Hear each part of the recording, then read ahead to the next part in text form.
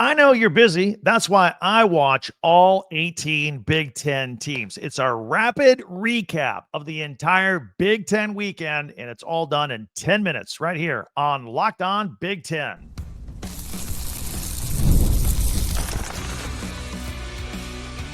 You are Locked On Big Ten, your daily podcast on the Big Ten Conference. Part of the Locked On Podcast Network, your team every day. Welcome to Locked On Big Ten. I'm Craig Sheeman, 40 years as a sports talk show host and play-by-play announcer. I want to thank you for making us your first listen each and every day. Hit that free subscribe button while you're watching. That way you'll never miss a single episode. Let's jump into it. We got 18 teams, 18 games. Do it all in 10 minutes right here. 5 teams scored 60 or more points. 2 scored 70, and we had 4 shutouts around the Big Ten over the weekend. Now, the marquee matchup, of course, was the Big Ten versus the SEC with Michigan at Oklahoma. Saturday night, national television audience. Did not go well for Michigan. Oklahoma wins 24-13. And with the exception of 2 big plays, Michigan could not generate any offense. And frankly, the Sooners roughed them up at the line of scrimmage. And now Sherrod Moore must begin his self-imposed 2-game suspension. I dedicated my opening monologue to another podcast today. Check it out on our Locked On Big Ten channel. We'll go full length into that as well. Meanwhile, Ohio State, 70-0 over Grambling.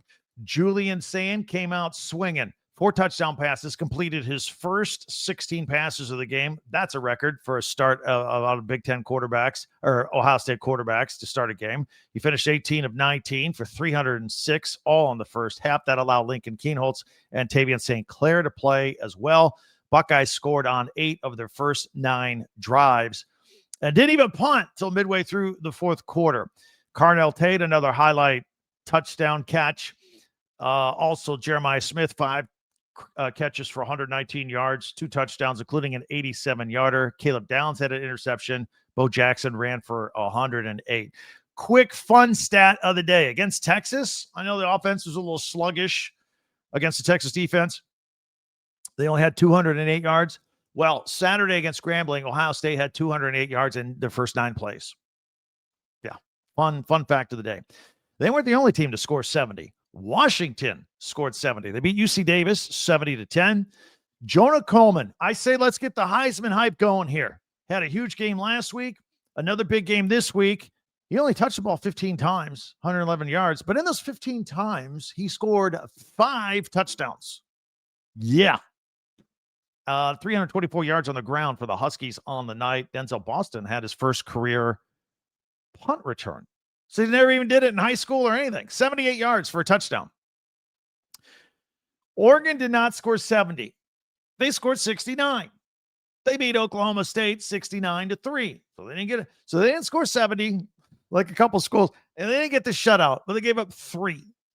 Now, quick move backward in time here. Mike Gundy, Dan Lanning wore words this week that Oregon's got all the money and Oklahoma State's poor and feeble and they can't win.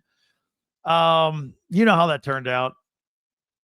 Oregon looked like a $40 million roster, didn't they? 69-3. Dante Moore, 266 yards and 3 touchdowns. It's the biggest loss of Mike Gundy's career. 9 players scored for Oregon on their way to 631 yards of offense. And 2, this is the best part of the game. 2 consecutive pick sixes by Jerry Mixon and Peyton Woody on 2 consecutive Oklahoma State pass plays. How often do you see that? Oregon has outscored its first 2 opponents of the year. Remember Montana State last week, 128-16. They look like they're going pretty well right now. Nebraska got up there with 68 points. They shut out Akron 68-0. Dylan Raiola with 364 yards and 4 touchdowns. Here's a bunch of superlatives for Nebraska. Most points scored in a game since 2007. Most yards in a game since 2014 with 728 yards. First shutout since 2009. Emmett Johnson, 140 yards on the ground with 2 carries. Ja'Cory Barney Jr., 7 catches, 132. And the Huskers have now beat 8 straight non-conference teams. That's their longest streak in 24 years. Minnesota got into the 60s, 66-0 over Northwestern State. First play from scrimmage, John Nestor, pick 6. Boom, he had 2 interceptions on the day. 5 first-quarter touchdowns for Minnesota, and they had 484 yards. Darius Taylor did pull up with a hammy. I told you he carried the ball 30 times last week. Don't overuse him. I don't think they were gonna because a lot of guys, 10 different players had carries, but hopefully he'll be okay. I remember 2 years ago, he missed like 7 games with a hammy. They did call a game. It could have been worse. Minnesota could have got into the 70s. There was inclement weather. That's 6 minutes and 15 seconds to go in the game. They said, you know what? Everybody go home. We're good. This Northwestern State's not coming back from a 66-0 deficit with 6 minutes to go. USC, they scored 73 points last week. They scored 59 this week. Beat Georgia Southern 59-20. Clay Helton, their former coach of Georgia Southern. Jane Maeva, 4 touchdown passes, 412 yards. Wayman Jordan, 167 yards and a touchdown. Makai Lemon, 4 catches, 158 yards, 2 touchdowns, both in the first quarter. They were 62 and 74 yards, respectively.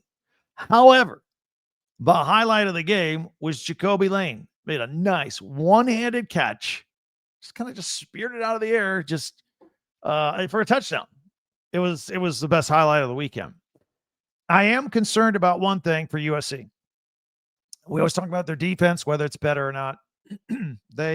Georgia Southern, not the most powerful team in America, rolled 377 yards on that defense. I am concerned as the schedule gets tougher. By the way, USC at Purdue next week. Michigan State beat Boston College in double overtime, 42-40. Last year, this was a home and a home. Here's the difference between last year and this year. Aiden Childs last year in that game threw 3 interceptions. This game, he threw 4 touchdowns, including game winner, a 2-point conversion, or just rush for another one. And 4 touchdown passes in this game compared to the 3 interceptions last year. Fantastic. Through the conversion to Amari Kelly for the 2-point conversion, the double overtime win. That's a good win by Michigan State. Also, Penn State, they got a shutout. I'll say they only scored 34 points with all these other scores we're talking about. They did have a bit of a slow start again. And yeah, it was rain. The weather wasn't the best. They got another tune-up against Villanova next week before they take on Oregon. I'm Oregon's offensive output versus Penn State's. I don't know. I mean, Drew Aller only completed 29 to 33 passes, a couple of touchdowns. Katron Allen, 144 yards on the ground and a touchdown. Tony Rojas had 10 tackles. Alonzo Ford had an interception. But again, 2 weeks in a row, Penn State's leaving points on the field. They're not cashing in all the way on some of these drives against group of 5 defenses. All right. Illinois, they're at Duke. Illinois only led by a point at the half, but then they turned it on and they went 45-19 at Duke. Duke was a train wreck, man. They had 5 turnovers, including a muff punt, and 2 players were on the field wearing the same number. That's a penalty. Can't do that. Luke Altmaier, 296 yards and 3 touchdowns. Hank Beatty, impressive stats again. Rushed for 25-yard touchdown, had 8 catches and 128 yards. Back-to-back weeks. He's been phenomenal. Tanner Heckel with a pick as well. The Indiana Hoosiers, they beat Kennesaw State 56-9, getting into the flow. People weren't happy with the 27-14 win over Old Dominion. People thought it should have been a bigger margin. But here's where you know they're playing Kurt Signetti football. No turnovers, 3 penalties. When they were rolling last year, no penalties, no mistakes, weren't turning the ball over. Fernando Mendoza, 4 touchdown passes in the game. 3 of them to Elijah Surratt.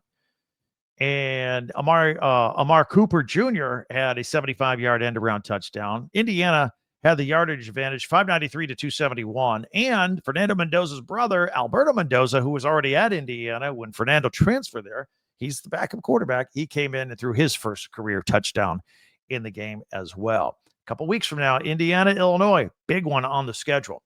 The Hawkeyes lose to Cyhawk at Iowa State, so Kirk Ferentz stuck on win 205. He will not pass Woody Hayes. The next chance he'll get is Saturday against UMass. They should get it done there, but I am very concerned about the passing attack or lack thereof for Iowa.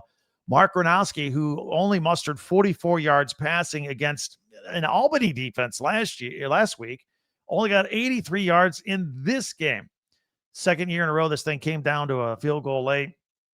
This is a big game in the state of Iowa, and Iowa comes up short.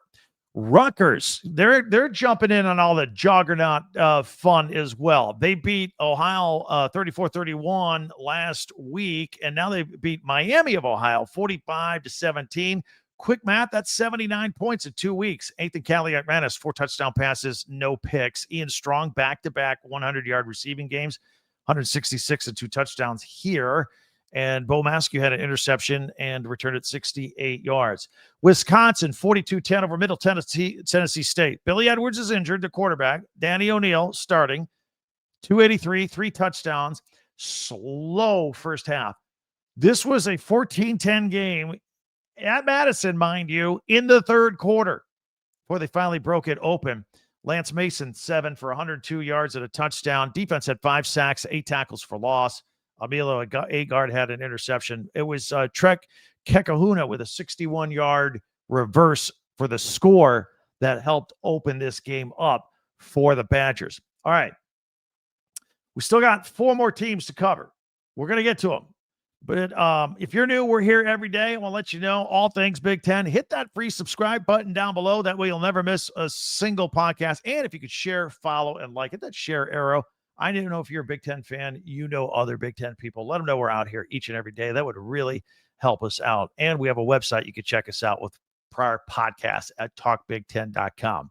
So 4 more teams played, and one of them, something happened that hasn't happened in over 100 years. We'll have that next here on Locked On Big Ten. Supply House, if you're in the business of construction and you need parts, repairs, you need parts, supplyhouse.com. Order today and get parts at your doorstep tomorrow. Over 280,000 plumbing parts, HVAC, electrical items, all the trusted brands in the business. Keeps the inventory rolling. They have their Trademaster perks, like priority shipping and dedicated support that makes the whole process smoother. So you can join their free Trademaster program today and score serious perks like priority shipping, lower prices, dedicated support line. Visit supplyhouse.com and sign up for free and use the promo code SHColleges5, number 5, for 5% off your first order. That's supplyhouse.com. Real people, real service. We talk about all these games. You want to go to a game? You need a ticket. You need Game Time. Download the Game Time app. It makes it easy. You get the best deals. Game Time, if you're the guy that's in charge of getting the tickets for your group, Game Time. Don't sweat it. And I don't know if you know this or not, but you can get into a lot, maybe most college football games for as low as $25. That's a good deal. So we're sitting here hyping up all these games. You're like, I'd like to go to one and feel that excitement. There you go. Game Time. Get the Game Time app. Take the guesswork out of buying college football tickets with Game Time. Download the Game Time app. Create an account. Use the code LOCKEDONCollege for $20 off your first purchase. Terms apply. Again, that's the promo code LOCKEDONCollege, LOCKEDONCOLLEGE for $20 off. Swipe, tap, ticket, go. Download Game Time today. Let me tell you about the game. The game has all these cool hats, for example, all this merchandise you can get with the old school logos on them. Like if you're going to go to a game, or maybe you're thinking about the best game you ever went to, old school back in the day, what did you wear? What kind of hat did you wear? Well, they got the old time vintage logos. And since I cover the Big Ten, I am an Indiana grad. So they sent me these beauties. I'm showing them on camera if you're on audio only, with the old stitching for Indiana, home and away, red and white. I appreciate them for sending me those as well. You can get those vintage hats too with the game. Vintage style hats that we wore back in the 80s and 90s. Still the same price as they were back then too. If you use my code Locked On, and you can get your vintage hat for $16.99. So head to thegamecaps.com, thegamecaps.com.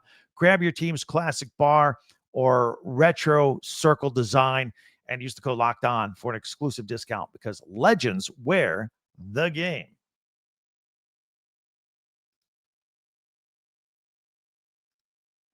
All right, thanks for checking us out here at Locked On Big Ten. I know we got some more games to get to here because we recap them all right here. Purdue, 34-17 over Southern Illinois. And the 2-0 start. That's the first time a new coach has started 2-0 at Purdue since 1916. Barry Odom has done it. The last one was Cleo O'Donnell back in the day. So now they're 2-0. Ryan Brown, 2 touchdowns and an interception. Devin Mockabee, 32 carries, 126 yards and 2 touchdowns. They were both off of Wildcat formation plays, by the way. They got USC coming to West Lafayette next. That's going to be an interesting game because USC's defense isn't all that right now. UCLA, tough start. So they had a disappointing home loss against Utah in the Rose Bowl. Now this week they lose at UNLV, coached by Dan Mullen, 30-23. This game was 23-0 UNLV in the second quarter. UCLA tried to chip away and come back. Nico with a touchdown and interception, and the game took 3 hours and 52 minutes because the penalties, my goodness, 27 penalties combined for a combined 258 yards. Took forever. Ugh. Meanwhile, we had a couple of the games on Friday going into the weekend. Northwestern got its first win of the season with a 42-17 win over Western Illinois. Good job there. Preston Stone, who really struggled at Tulane this week, had 3 touchdown passes. Cam Porter, 91 yards and a touchdown. And Maryland, 20-9 over Northern Illinois. Remember, I keep telling you, Northern Illinois, that was the team to beat Notre Dame last year. Malik Washington continues to impress as a true freshman. Threw for 2 more touchdowns. Had a nice 4th down, 42-yard strike. And Maryland has now won 17 consecutive non-conference games. That's the longest such streak in all of college football. There, we got it all in. 18 teams, 18 games. Thanks for joining us here. You know we go live on the weekends, right? We went live after Michigan and Oklahoma. We went live after Texas, Ohio State. Haven't decided yet which game we're going to go live for week 3 this Saturday. If you have a suggestion, hit me up in the comments section. Would love to hear from you. Many ways to reach out to us. There's Twitter at TalkBig10. There's our website, talkbig10.com. Be sure to subscribe before you go and follow right now and check out a second listen. We went live after the Oklahoma-Michigan game. It's still there as a recorded form. Obviously, it's not live now, but you can still watch that, catch up. And another big moment for Locked On. For you college football fans, we're all college football fans. Locked On and Fire TV present the College Football Kickoff, your ultimate college football weekly preview with Drake Toll anchoring that with Gary Patterson, also Jesse Holley. So check it out. It's a college football preview that only Locked On can do. College Football Kickoff every Thursday throughout the season, only on Fire TV. Thanks for joining us here. Can't wait till we meet again next time. I'm Craig Sheeman for Locked On Big Ten.